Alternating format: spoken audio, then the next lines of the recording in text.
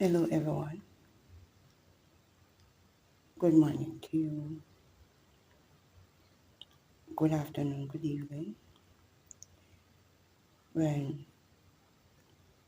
whatever time this video catch you, may God bless you. I have been inspired by the Lord to make this video. This video is very, very important to the Lord. It's something that not often mentioned or talked about in the Christian community.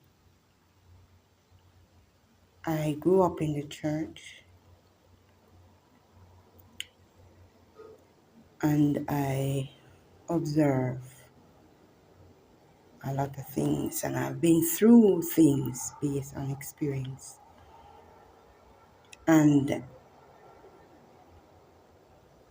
I think this is warranted because of the high profile, or rather death of Malcolm Jamal Warner tribute. It's a tribute from me, sharp contrast between he and ELlJAH. A lot of persons, really, preachers don't really teach or preach or discuss this. And this is why the Lord give me the understanding and ask me to share on it so that persons might come to the realization of our frailty and weaknesses as individuals. Young girls growing up in church, you are encouraged to get married, and you always look for a strong man to, as society said, to take care of the family. And all of us as young girls always want a strong black godly man. Emphasis there, godly men, godly black men. And I could recall when I got married at the age, pretty early, at the age of 21. And it was a beautiful experience. He was family oriented and very driven educationally as well, and passionate, ambitious and strong. And I was not as strong as I thought I was. And I was so excited that I have found myself a strong black man. And, we had God in it. Looking back, we placed God in everything, and because we placed God in everything, He was with us. And we could struggle, but we apply God. And His favor began to show towards us, and we had a child, struggling, but we had a child, and things was looking up. And as we say in the Caribbean, God blessings was on it. He was working, and we could afford things much better. We could afford to shop at places, that was considered at the time. That was about 2000, early 2000, at big supermarket like Price Mart, and we could live. And I think because of that, he was encouraged. He came to me to have another child, but I knew within myself that things wasn't gonna go well for some reason.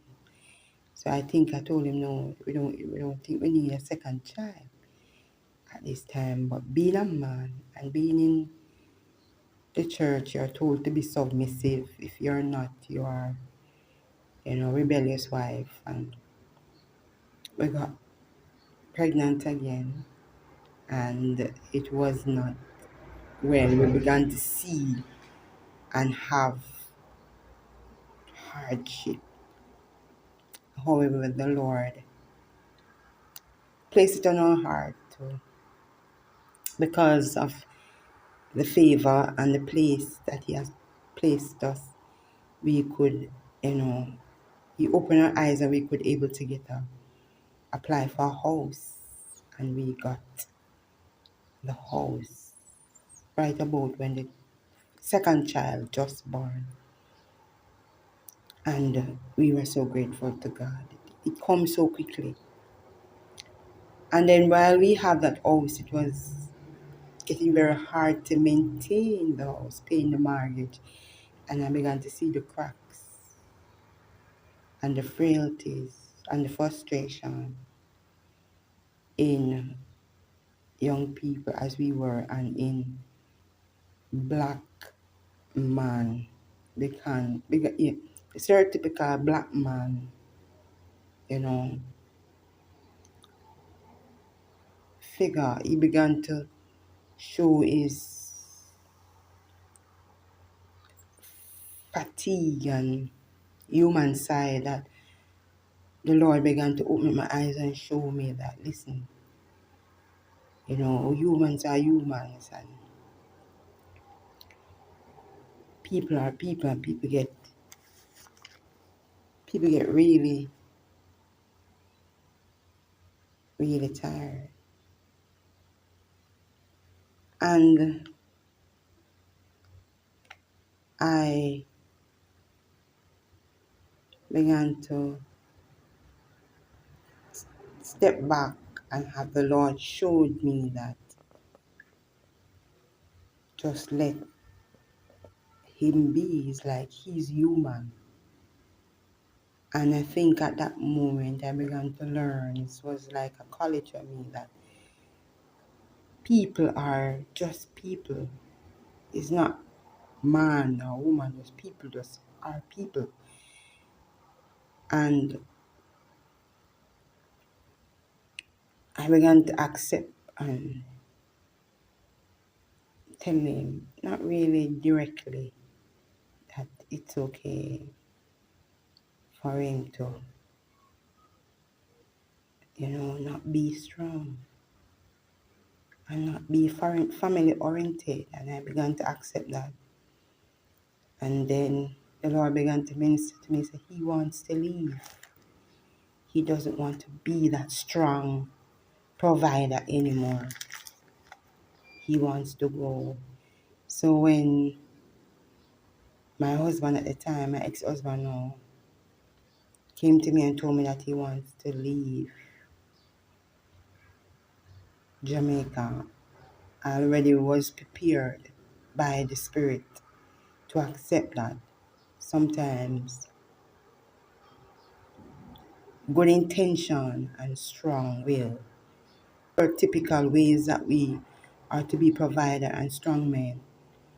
Sometimes that spirit is broken, and you have to accept that people are people and people change.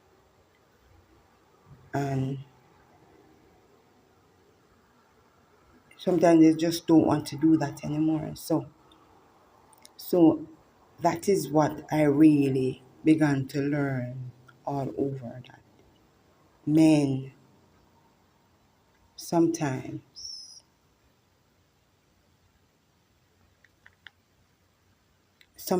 men are, yeah, they just don't want to be that role anymore. They don't want to play that role anymore.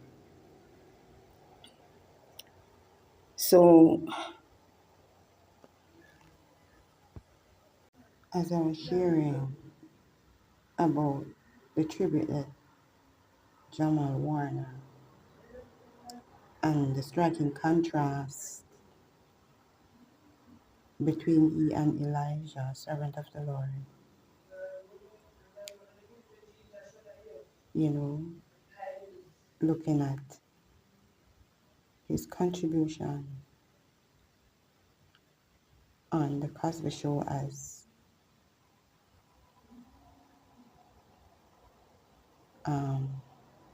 Theo Oxable. You know, to me, he was that typical strong black man. As he grew into that character and molded in such way, I think he exuberated that man, typical man, black man. But the Lord, as I watched his program of his death, initially and currently, I began to realize that, a message was in it. And it has to do with us men of God, men, Christians. We often get tired. And that tiredness, as Malcolm, is not just physical, spiritual. And we have to carry that sometimes. We have to carry that Manu for decade, representing strength and stability and brilliance as he was. But beneath it, spotlight, it shed some new highlights. Spotlight Malcolm Jamal Warner shared for us as black people and black men. We could fully share and we could fully see the crack that often all of us have. That mental health that we all have and come to realize that there's a breaking point and there's no difference. All of us are human, whether in the church or not. Whether we are spiritual and have the spirit on us or not, we all are affected.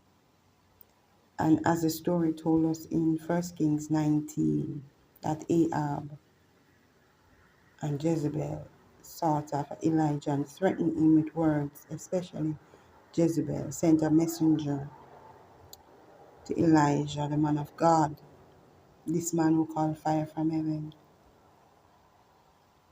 And her threat get to him and he began to flee for his life in the wilderness.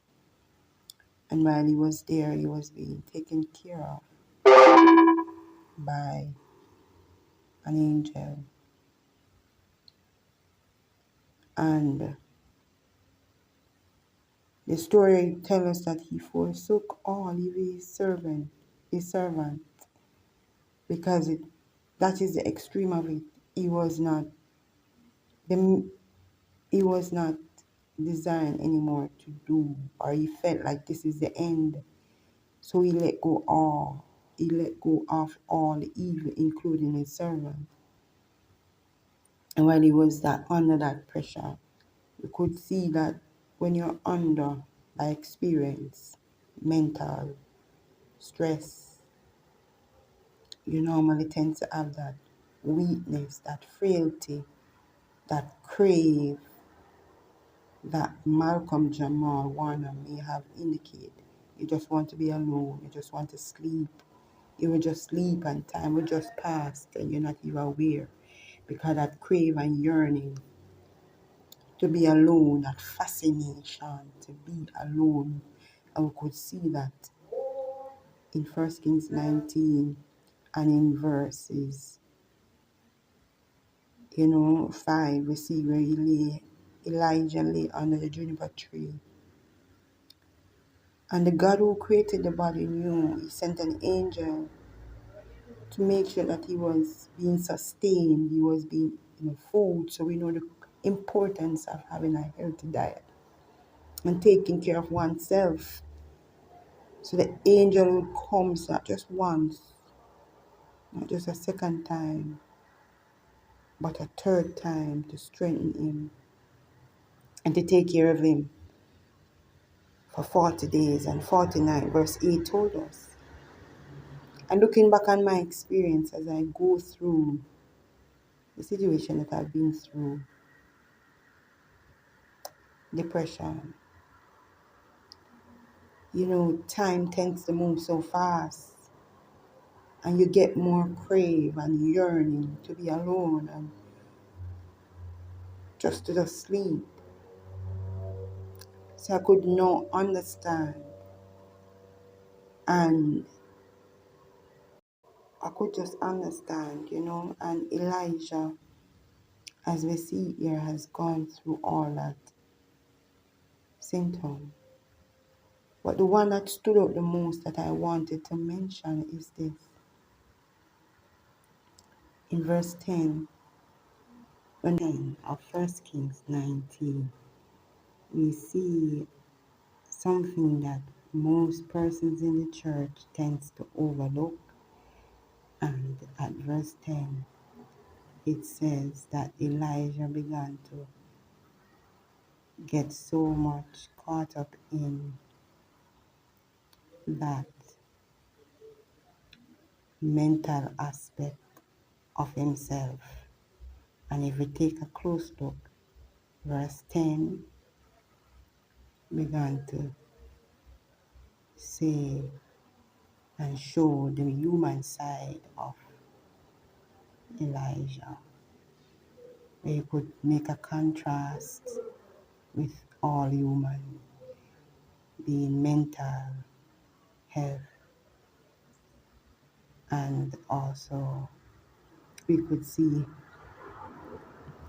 here, he said, I have been very jealous of the Lord God of hosts, for the children of Israel had forsaken the covenant and thrown down their altar and slain the prophet with the sword, and even I am only left, and I seek my life to take it. So he began to get caught up in himself. It is absolutely one of the symptoms, and also what should have been highlighted also, that this theme, even though the Lord began to do his own diagnostic test on the mental capability of Elijah, he began to send strong wind and went the rock for Elijah to wake up and realize who he had on his side and what sort of character and might that he has compared to who he has seen as a threat. So to show you how mental and psychological disease can be very impactful, even the mighty Elijah kept repeating himself. that repeating aspect where he began to say the same thing. Look at verse 14, verse 10 and verse 14. After the Lord showed him his mighty act, he kept repeating the same thing. He kept saying the same thing in verse 14. He said, I have been very jealous of the Lord God of hosts, because the children of Israel have forsaken the covenant, thrown down the altar, and slain by the prophet with the sword. And I am only left to deceive my life. He was not that. He was traumatized, and we could see the trauma here because the Lord then now began to show his softer side to ELlJAH, because he knew that the frailty, that human side of ELlJAH was incapable of doing what he was initially given to do the service of the Lord. And then the instruction then comes where the Lord realizes, that he was no more in that capability, physical capability of doing the job anymore. So he told him to go and anoint who is supposed to be king, finish his work, wrap it up. And also we could see where he selected Elisha to finish the work of the Lord with a double portion. With the emphasis on double portion, that God knew that it's going to take a lot more. If even mighty ELlJAH had succumbed to that mental state of that frailty of mankind. And, a lot of persons don't want to discuss these things. A lot of people don't want to talk these things, but after time you're overwhelmed and you're crave to that yearning and that fascination of doing the will of the Lord is not there anymore. And you should begin to show that side that often person discuss in the church. So yes, ELlJAH in 1 Kings 19, if you would examine it, had that mental, psychological trauma on his life. And I'm so glad, as a Bible person, I could really link it to Malcolm Jamal Warner, and stereotypically we are about men and black men, and how men should come across, not knowing that they're also human. They're also human, and sometimes the weight can be overwhelming. The weight can be very overwhelming. The work that we have to do can be very overwhelming. And these things need to be discussed in the church. Thank you.